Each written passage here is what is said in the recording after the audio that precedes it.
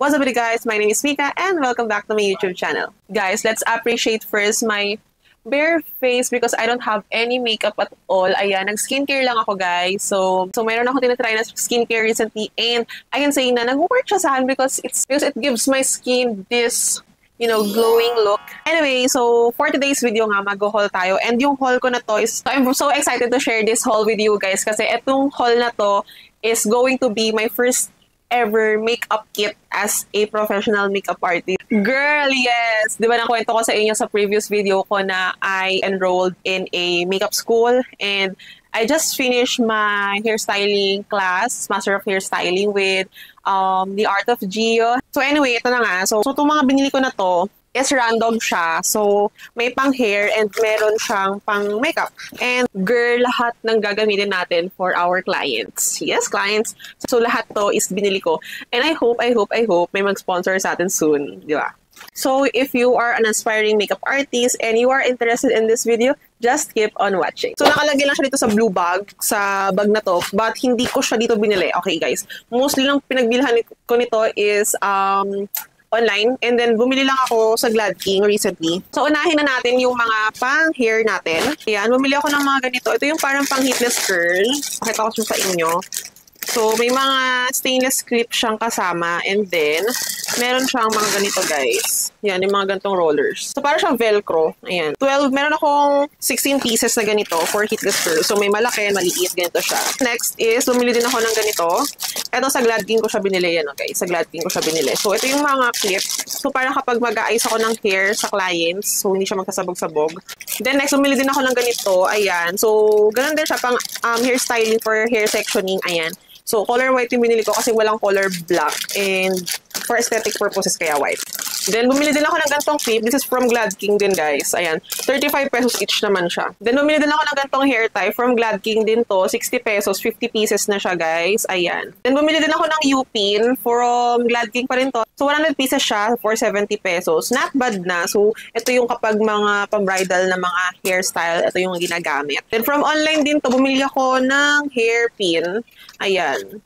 Oh, look at that. Ang dami niya na guys. Dapat pala 2 box na yung binili ko. Pero saka na lang kapag meron na tayong mga clients. Ito guys, online ko rin to binili. Ito yung mga styling tools. Ito yung mga pang hair loops. Ayan, isang malaki, isang maliit. Parang bore brush. So pang slick style na hairstyle. Meron din mas maliit for more defined na hairstyle. And then ito naman yung pang sectioning ng hair. Ayan. And then, bumili din ako ng gantong comb from Glad King din to. 280 pesos, guys. So, kapag mag-blower tayo ng hair ng client. And then, bumili ako na tong Bremod na hair protecting serum. Ayan, para hindi ma-damage yung hair ng mga clients natin kapag gumagamit tayo ng mga heat styling tools. Ayan. Then, bumili din ako nitong butterfly shadow na hairspray. At nakikita ko sa mga hairstylist talaga. And very affordable lang din siya. Sa Glad King ko to binili, 180 pesos. Pero mas mura siya sa Clock Up account or sa Orange App. So, lahat naman ng mga pinapakita ko sa inyo mga products, ililink ko na lang din yan dyan sa description. And then lastly, for hair, bumili ako nitong Dodo Hair Styling Tools. Ito yung pangkulot, guys. Ito siya. Ito yung tsura niya, guys. Parang, ito yung pinaka parang barrel. Ayan, ito yung may LED. Ayan, dyan makikita if naka-open na. And then, ikakabit mo yung mga barrel here. So, ayan. Ganito, you're good to go. So, nag-iinit yung buo na yan. So, maganda pag beginner ka, maganda gumamit nito kapag may gloves ka para hindi ka rin papasok. Ganun. Ayan. And then, for our makeups naman, ito, halo-halo na rin to. Beauty tools, makeup tools, and makeup itself. So, bear with me, guys. So, first in the list natin. So, ito, sa Glad King ko to binili, guys. Mga disposable puff. Ayan, 150 pesos siya. And then, bumili din ako ng ganito. Dental bead talaga to, guys. Para hindi madumihan yung damit. Lalo na kapag naka-white sila or like mga bride, ganyan. So, then bumili din ako ng ganito. Ito, trash bag to. Sa online ko lang to binili. Ayan. So, nagiging ganyan siya para kapag yung mga basura habang nag-makeup ka, dyan mo lang siya and mabilis mong itapon. And mabilis mo lang din siyang ipack. Kasyang-kasya siya sa mga makeup bags natin. Kasi, ganito lang siya, kaliit. Diba? Ayan. Tapos, bumili din ako ng makeup brush cleaner. Ayan. Ito yung makeup brush cleaner ni Miss Jessie Recto. So, hair and makeup artist din siya. And then, ang binili ko is yung 500 ml na to, I think. Alam ko 500 ml na to. And then, may kasama siya na ganito para dito mo siya isasalin. I actually owned a makeup brush cleaner pero for personal ko yun. So from Moxie Pro siya. Medyo expensive yun kasi parang isang ganito lang yun, nag 250 pesos na. Expensive siya in a way na kapag gagamitin mo kasi sa client, syempre, pag marami kang client, so eto kasi, nasa 280 lang to, like 280 or 300 pesos. Tapos 500 ml na siya. Eh yung sa Moxie Pro, ganito lang yung kaliit, nasa 250 plus na siya. So, mas madami to. So, mas maraming malilinisan kapag ganito. Kaya ito binili ko.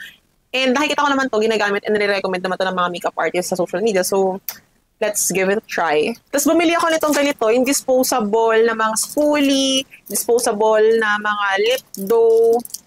And then may kasama rin pala siya nitong parang bobby pin. Ayan. So, bibili na lang ako ng pang-refill nito kapag naubos to. Pero kapag makeup artist ka kasi, this is a must. Lalo na kapag marami kang client, kailangan disposable yung ginagamit mo sa kanila because it's for hygienic purposes, guys. Then ito, bumili din ako ng ganito. Nakita ko to ginagamit to for brow laminating. So, dalawa lang binili ko. 10 pieces to, isang pack. So, nakita ko to, pag nilalaminate yung brow, sobrang plakado. So, bumili din ako ng razor. Ayan. So, 90 pesos siya from Gladking. So, plan kong bumili ng disposable razor para isang razor sa isang client lang. Pero, hindi ko alam kung okay lang ba gumamit ng razor sa ibang client na isa lang. Pero, siguro for hygienic purposes. Pero, medyo mahal kasi sa kung gagawin ko tong disposable, di ba? Pero, hayain na. For now, ito pa lang siya para mag-aahit tayo ng kilay, ganyan, mag-aayos tayo ng brow shape. So, yun. Then, bumili ako nitong painter's palette. So, makeup palette siya. Pero, plastic nga lang to eh. Plan ko talaga yung mga stainless steel na palette. And tinuro rin sa amin na magandang gamitin is yung stainless steel na palette. Pero, since ito kasi yung palette na to, kaya ako rin siya binili. Kasi nakita ko to doon sa isang makeup artist na pina-follow ko. And ayan, may segregation din naman to. So parang dito foundation, dito yung mga concealer, and then pwede ka mag-blend-blend dyan. And ayan, nakasarado siya ng ganyan. Ayan, tapos bumili din ako nitong scissor. Ayan, lash scissor yan. So this is from Maris Joffren. Ayan. So, tatlo yung nabili ko na ganito. Yung isa pang personal ko, and then yung isa stock ko. And ito yung pang makeup artist kit ko. Ayan. So, this is a must lalo na kapag gagamit ka ng mga lashes. Ayun. Then, of course, bumili tayo ng brush. Ayan. Actually, ito, set 2 ko na to na brush. Meron na ako nabiling set 1 na brush no take ako ng eye masterclass sa NYX Institute of Beauty. Bumili ako ng isang set talaga ng brush doon. A professional brush. And then ito yung set 2 ko. So, OVW to guys. Ayan. Kasi OVW talaga yung ginagamit ko kahit pang personal din. And ang ganda naman niya. And recommended din naman si OVW nung mga mentor ko sa makeup class. Kaya okay na din. So, bumili ako nito maliliit na brush for detailing yan guys. Para kapag mag-avant-garde ako or mga creative makeup, maganda yung gamitin yung mga ganyan detailing brush. And then, bumili din ako nitong ganitong brush. So, for to, wait lang, open na natin. Ayan. So, ganito siya guys. Ito for para mga conceal, pang spot conceal. And super lambot nito guys ng mga brush ni OVW. And then ito, blending brush. And then ito, flat brush siya for foundation. Ayan, ganyan lang siya. Super lambot niyan guys. Look at that. Ayan. And then itong isa is for blush or any concealer. Pwede rin siya for spot conceal. And then ito, bumili ako nitong ganito, angled brush. Ito yung ganito din yung brush na ginagamit ko for nose contour, for color correcting. Ayan, super lambot niyan and sobrang dali lang niyang gamitin. OVW yun guys. Lahat talaga to OVW. And bumili ako ng mga eyeshadow brushes from OVW din to. I'm super excited kami din ito sa mga clients ko. Ayan, lahat yan OVW guys. I'm so excited na talaga. Mag-book na kayo.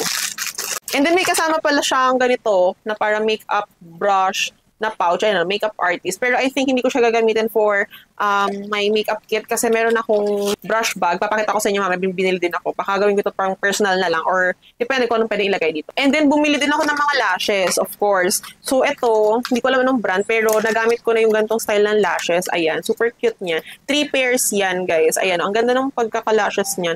Like parang may spiky siya and super cute niyan. Bumili lang ako ng dalawang set. And then bumili din ako ng lashes from Maris Joffren. So, ito yung pixie lashes nila. So, ito yung isang style. Super dainty lang yan. Parang super natural looking. And then ito yung isa. Bumili lang akong Polash. So, I have here this. Ayan. So, si Titan. Ayan. And then si Mercule. Ayan. And then bumili din ako nitong parang Taiwan lashes. For lower lashes naman to guys. Ayan. Bumili ako ng pang skin prep sa Human Nature, guys. Ayan. Ito kasi yung ginamit naming pang skin prep nung Fundamentals of Makeup ako kay NYX. Ito yung isa nilang toner. This is for dry to normal skin type. And then meron din sila nitong isang toner for oily to combination type of skin. And then meron sila nitong hyaluronic na moisturizer. So wala tong oil, is okay sa any types of skin. So, ito yung magiging pang skin prep natin, guys. Ito, wala na to sa box kasi tinry ko na siyang gamitin. Pero ito, for kit ko to. So, bumili ako nitong Teviant na Ultimate Skin Master Skin Perfecting Starter. So, pang skin prep din to, guys. Ayan, pang skin prep to, tong Teviant na to. Hindi siya primer pero pwede na rin siyang for skin prep plus primer. Wala pa kasi yung pink nila na version. Then, bumili ako ng foundation. So, bumili muna ako ng 2 shades of foundation. So, this is from Strokes. Ayan. So, ang shades natin na binili is light 02 and medium 03. So, may shade shifter naman tayong binili from Get Ready With Me. So, ito yung kanilang, bumili ako nitong yellow and bumili ako ng color blue. So, baka bumili din ako ng color green for neutral undertone or more olive undertone. So, saka na. Since may bagong labas ngayon si Get Ready With Me na all about base nila, yung volume 2. So, saka na lang tayo tumingin kapag na-launch na nila yun, para mas marami na yung choices natin.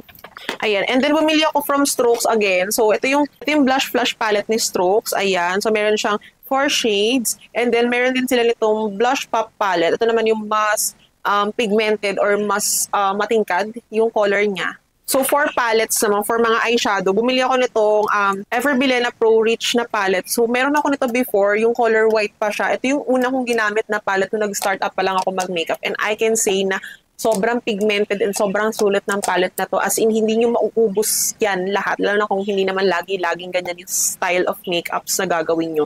And okay din sa akin yung black niya. Like, nabibuild up naman siya. Though, medyo powdery to. So, medyo expect yung nagpo-fall out siya. Pero, okay naman siya. Nabibuild siya and yun, blendable and pigmented siya. So, bumili na rin ako nito. So, ayan. So, meron tayong 3 palettes or eyeshadows from Stroke. So, meron tayo nitong kanilang Euphoria Eye Palette. Ayan.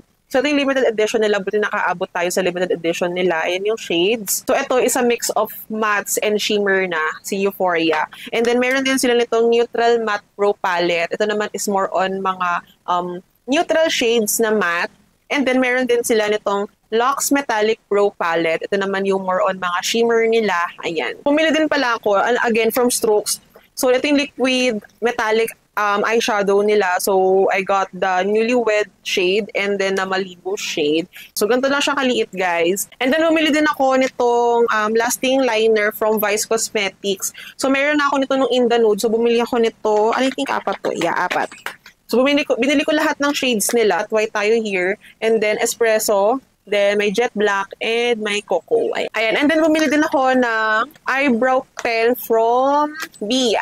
Ayan. Si Bia kasi talaga yung una kong ginagamit na brow pen. And I can say na maganda siyang gamitin. Very fine ang tip niya. So, naglabas sila ng bago nilang version ng Bia brow pen. So, binili ko yung lahat na shades nila. So, meron silang gray brown, smoke gray, natural brown, and dark brown. So, ayan. And lastly is this one. So, bumili tayo ng setting spray from AC. So, ito yung kanilang all-day setting spray, long-lasting fixing spray. Ayan. So, ang dami ko nakikita ng review na ang ganda-ganda ng fixing spray na to. So, ito na muna yung gagamit natin fixing spray para sa mga clients natin. And then, of course, meron din tayo biniling mga makeup bags. Though, meron na akong mga ginagamit na makeup bags before, pero nag-upgrade ako para medyo mas malaki siya. So, bumili ako nitong brush bag. So, may nakalagay na yan dyan, guys. Kasi nga, nagamit ko na to for my eye master class. Papakita ko lang siya sa inyo. Transparent tong ibabaw para makita nyo agad yung mga product or yung mga gamit nyo nandito. So, ito na yung mga nakalagay dyan, guys. So, meron ako ditong alcohol. And then, meron ako na ditong earlier here, my stainless spatula. Ayan. And I have here, so, brush to from Stroke. So, para to sa mascara. Ayan. And then, I have here, yung sinasabi ko sa inyo, first set ko ng mga makeup brushes. So, from Maange to, ayan. Meron na akong first set dito, guys. Kaya for addition na lang talaga yung mga bago kong brushes. Then from here, makikita nyo meron dyang color pink na bilog. This is a shade shifter, guys. So, natutunan ko sa Next Institute of Beauty na kapag nagme-makeup ka and sobrang unti lang yung makeup brush mo. So, if there's a pigment here, kung gusto mo siyang mawala and then need mo ulit itong gamitin sa iba namang color. So, dito mo lang siya i-brush off na ganyan. And then, mawawala na yung pigment na yun. And then, you can use this to blend another shade or another color. So, just a trivia. So, I also got this large na makeup bag. Ayan. So, meron dito sa likod para pwede mo ilagay sa maleta. And then, ayan, may mga lagayan dito for straps. And then, you can open this first layer. Ito yung first layer niya. So, parang lagayan ng mga brush or something. And then, may mesh something here. And then, once you open the other layer, so ito siya, mas malaki na siya. And then, ito is lagayan din ulit ng mga brush or any makeup na pwede mo ilagay. Ayan. Yung ganito ko may mirror yun eh. Yung una kong ganito. But this one, mas okay sa akin na wala siyang mirror. Then, bumili din ako ng makeup chair. Hindi ko papakita sa inyo ngayon. But, papakita ko na lang sa inyo yung picture. So, bumili din ako ng gano'n. Kasi nandun sa baba at ang bigat-bigat nun para iakyat ko pa ito. So, super laki niya. Yung upuan na yun, nagamit namin siya nung pinicturan ko yung anak ko for his school ID. So, ayun. So, pala siya nagagamit. So anyways, I think that's all. Or ayun pa lang naman yung nabibili ko. Of course, hindi pa siya kompleto. Marami pang kulang doon. Like, wala pa akong mga lipis, ganyan. But mabilis na lang naman yun. Kasi plan ko naman bumili pa ulit ng another set. Pero for now, yun pa naman yung gagamitin natin or i-start up natin. May mga stock ako ng makeup here na hindi ko siya bagong bili. So plan ko na yun na lang muna din yung gamitin ko for my kit. So yeah, so that's it guys. So yun lang naman yung mga recent purchase natin for our professional makeup kit. And I hope you guys support me in this new journey of mine because of course this is new to me and I hope guys magkaroon na tayo ng first ever client. As in, sana may mag-book na sa atin and I'm praying for a positive outcome. And yeah, that's it for today's video. So if you are new here, don't forget to subscribe and follow me on my social media accounts. Again, this is your girl Mika Sagwan saying no hates and love. Bye guys. See you in my next one.